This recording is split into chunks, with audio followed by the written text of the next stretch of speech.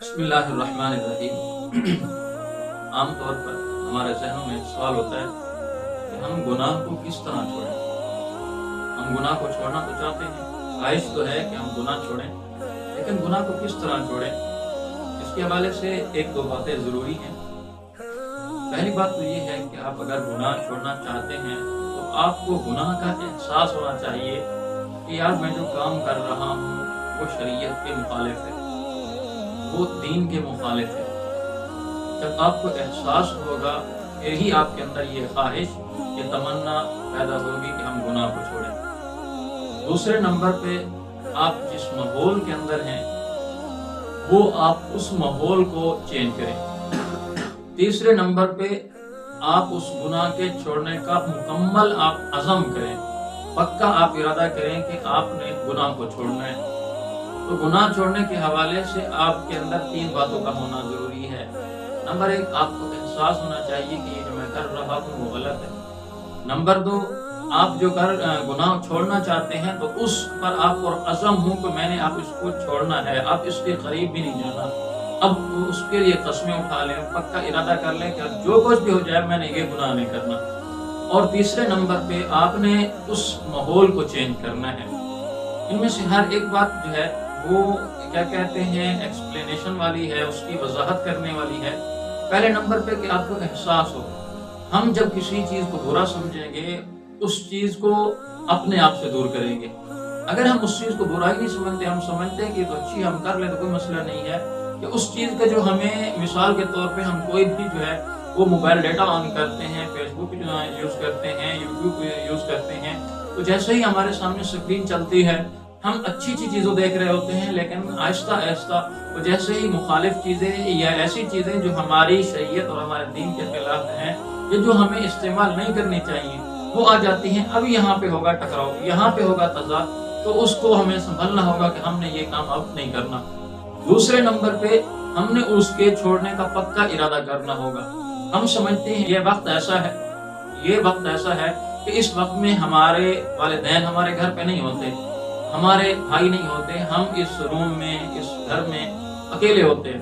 اب اس وقت کوئی بھی دوسرا کام کر لے، بک استعمال کر لے، کال کر لے، لیکن آپ نے اگر فیس بک کا ڈیٹا آن کر لیا تو ظاہر ہے آپ آٹومیٹک جو ہے وہ برائی کی طرف چلے جائیں گے۔ تیسرے نمبر پہ آپ نے اپنا ماحول چینج کرنا ہے۔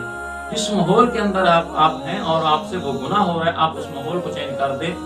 بنی اسرائیل کا ایک واقعہ ملتا ہے، ایک بندے نے جو ہے وہ 99 قتل کیے ہوئے تھے، کسی کے پاس مسئلہ پوچھنے کے لیے گیا اور اس نے کہا کہ آپ کی تو معافی نہیں ہے۔ پھر کسی کے پاس گیا اور اس نے کہا کہ آپ پہلے نمبر پہ آپ اس بستی کو چھوڑیں، اس محلے کو چھوڑیں، اس علاقے کو چھوڑیں۔ اس نے دل کے اندر ٹھان لی کہ میں نے اب اس گناہ کو چھوڑنا ہے، لہٰذا وہ وہاں سے چلتا ہے، راستے کے اندر اس کی موت ہوتی ہے، دونوں طرح کے فرشتے آ جاتے ہیں۔ بڑی پیاری بات یہاں پہ نوٹ کرنے والی یہ ہے کہ دیکھیں جب اس نے اس نیت سے کہ میں نے گناہ کو چھوڑنا ہے اور میں اس علاقے کو چینج اس لیے کر رہا ہوں کہ میں نے اب گناہ نہیں کرنا، تو جیسے ہی وہ فرشتے آتے ہیں، جہنم والے فرشتے کہتے ہیں یہ اس کو جہنم میں جانا چاہیے، جنت والے فرشتے کہتے ہیں کہ اس کو جنت میں جانا چاہیے۔ اب حالانکہ اللہ تبارک و تعالی کی طرف سے ہوا یہ کہ زمین جو اس نے طے کی تھی، فاصلہ جو اس نے طے کیا تھا، وہ جہنم والے اس کے زیادہ قریب تھے اور جنت کی زمین اس کی کم بنتی تھی، لیکن اللہ تبارک و تعالی نے زمین کو سکڑنے کا حکم ارشاد فرما دیا کہ اس بات کے اوپر ہے کہ جب آپ نے عزم کر لیا ہے کہ اب میں نے گناہ کو چھوڑنا ہے، تبھی یہ آپ کے اندر جو ہے وہ معاملہ ہو سکتا ہے۔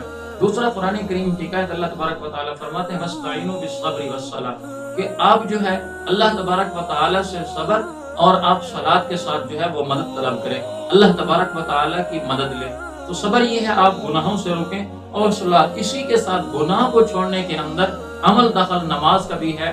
مثال کے طور پہ آپ فجر کی نماز ادا کرتے ہیں، فجر اور ظہر کے دورانیہ کے درمیان جب آپ کے اندر گناہ کی کوئی بھی فیلنگ پیدا ہوتی ہے، آپ کو اسی وقت آٹومیٹک جو ہے وہ یہ احساس پیدا ہوگا کہ میں نے پھر ظہر کی نماز ادا کرنی ہے، تو اللہ تبارک و تعالیٰ کی بارگاہ میں کس منہ سے جاؤں گا؟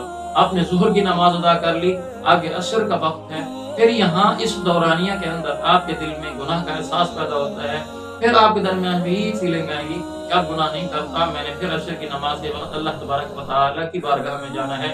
اسی طرح پانچوں نمازوں کا جو ہے نا وہ معاملہ ہے۔ जब आप पांचों नमाजों का एहतमाम करेंगे और गुनाह को छोड़ने का आप जो है वो अज़म करेंगे, एहसास होगा कि हमने गुनाह छोड़ना है और उस माहौल को चेंज करने हैं, तो अल्लाह तबारक व तआला की नुसरत और मदद आएगी और आपकी ज़िंदगी से वो गुनाह खुद ब खुद निकल जाएगा।